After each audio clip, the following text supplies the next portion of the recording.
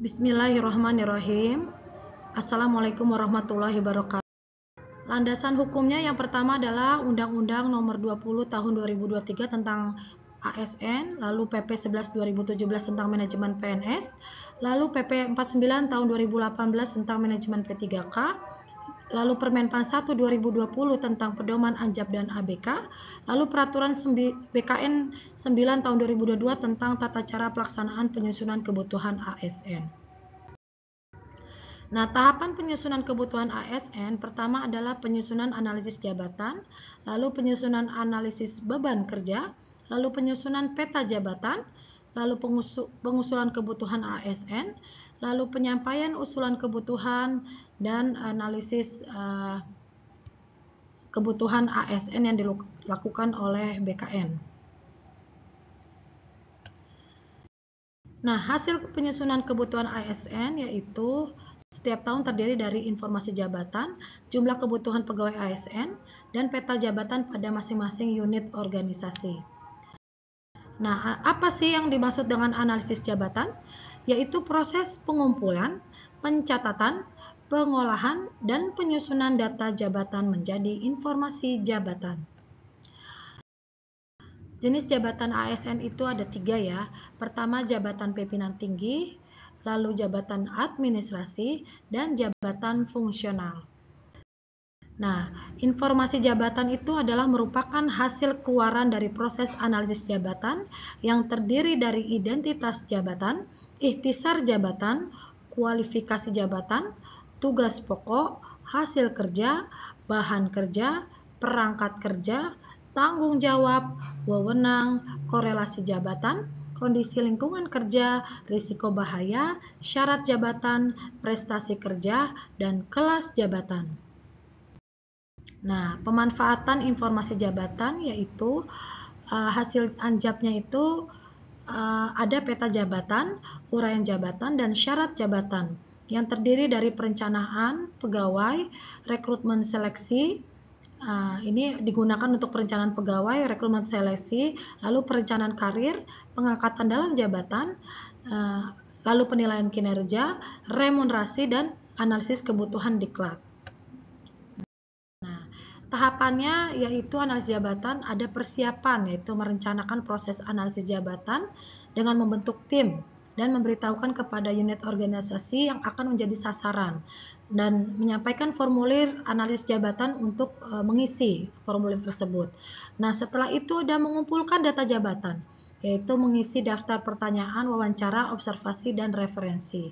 Nah, setelah itu ada pengolahan data jabatan, menyusun uraian jabatan, menyusun spesifikasi jabatan, dan peta jabatan. Setelah itu ada verifikasi jabatan, yaitu hasil pengolahan data jabatan diperiksa kebenarannya melalui pengecekan ulang untuk mengetahui ada tidaknya hal yang perlu diperbaiki terhadap informasi jabatan. Nah, informasi jabatan itu ada terdiri dari nama jabatan ya, lalu kode jabatan, ada unit kerja, ada ikhtisar jabatan. Nah, ada lagi kualifikasi jabatan yang terdiri dari pendidikan, pelatihan, pengalaman, tugas pokoknya, hasil kerjanya, bahan kerjanya, lalu ada perangkat kerjanya dan bagaimana tanggung jawabnya, tuntutan jabatan menyelesaikan pekerjaan, ada wewenangnya atau hak yang dimiliki oleh pemangku jabatan untuk mengambil sikap atau tindakan dalam melaksanakan tugas. Setelah itu ada korelasi jabatan atau hubungan kerja antar jabatan yang dianalisis dengan jabatan lainnya yang terkait. Lalu ada kondisi lingkungan kerja, misalnya bagaimana keadaan lokasi kerja, suhu udara, luas ruangan, letak penerangan, suara, dan yang lainnya. Ada resiko bahayanya juga, bagaimana potensi kejadian atau keadaan yang membahayakan keselamatan bagi pelaksanaan suatu tugasnya.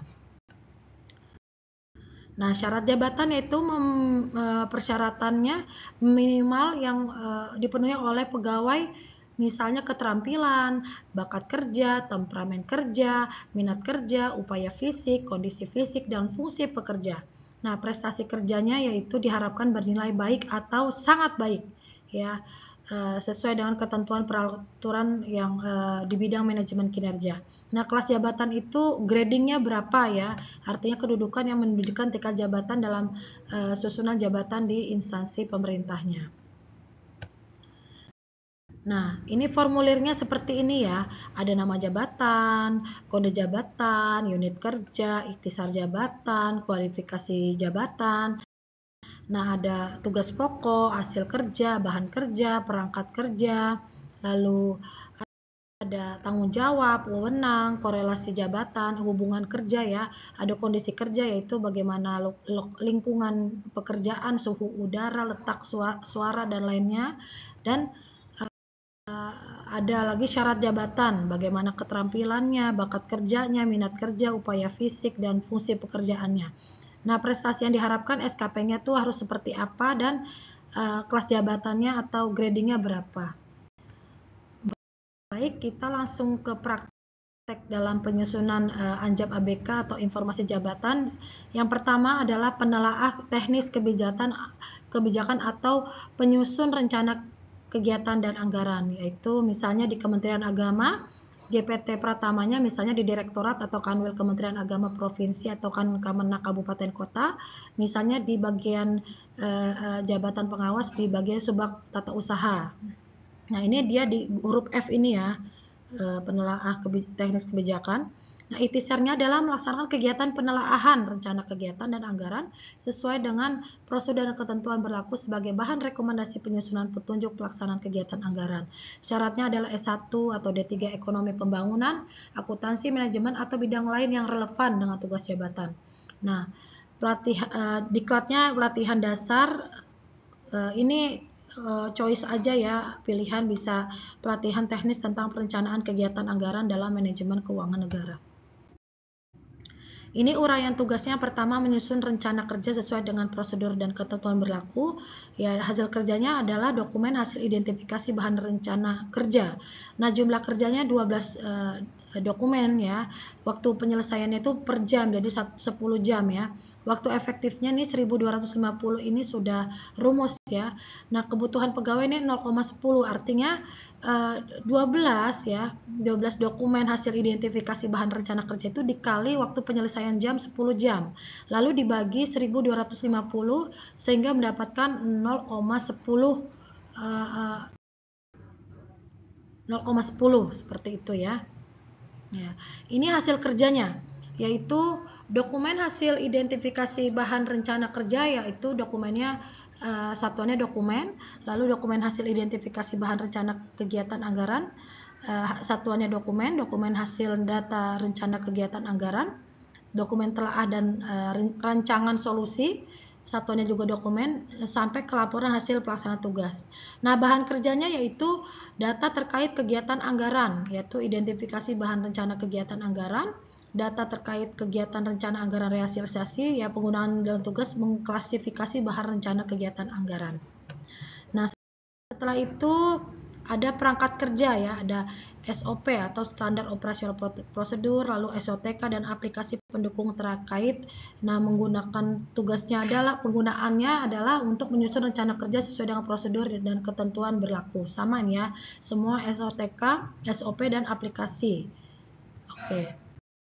Nah, tanggung jawabnya yaitu ketepatan dalam mengidentifikasi bahan rencana kerja dan anggaran sampai tersusunnya konsep pertimbangan teknis kebutuhan yang akurat dan valid.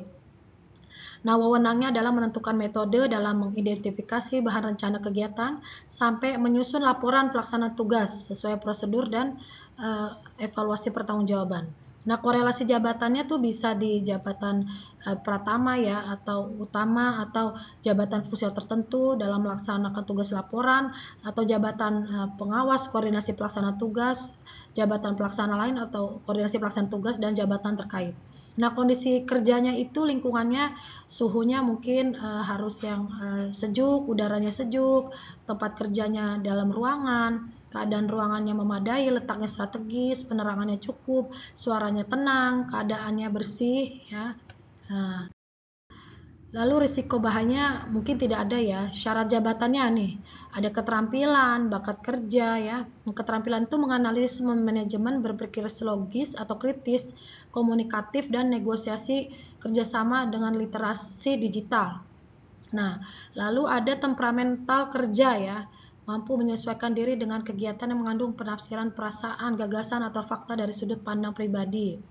Nah, ini juga seperti itu. Minat kerjanya berhubungan dengan komunikasi data, berhubungan dengan orang, berhubungan dengan kegiatan yang bersifat ilmiah atau teknik atau kegiatan rutin ya. Upayanya ya duduk, upaya fisiknya tuh berbicara, melihat, mendengar, bekerja dengan jari ya, dengan mesin tik seperti itu atau komputer ya sekarang. Kondisi fisik itu jenis kelaminnya bisa laki-laki atau perempuan, umurnya tidak ada persyaratan khusus ya, tinggi badan, berat badan itu tidak ada persyaratan khusus. Nah, fungsinya adalah hubungan dengan data adalah menganalisis data, dan hubungannya dengan orang itu meminta informasi atau memantau atau mengevaluasi keadaan sekitar. Nah, prestasi yang kerja diharapkan itu minimal sesuai ekspektasi, artinya SKP-nya itu minimal sesuai ekspektasi atau di atas ekspektasi juga bisa. Nah, kelas jabatan atau gradingnya adalah kelas 7. Baik, terima kasih atas perhatiannya. Semoga penyusunan analisis jabatan dan analis beban kerja pada penelaah kebijakan teknis ini bermanfaat untuk kita semua di instansi pemerintah, terutama di Kementerian Agama. Kurang lebih saya mohon maaf. Wassalamualaikum warahmatullahi wabarakatuh.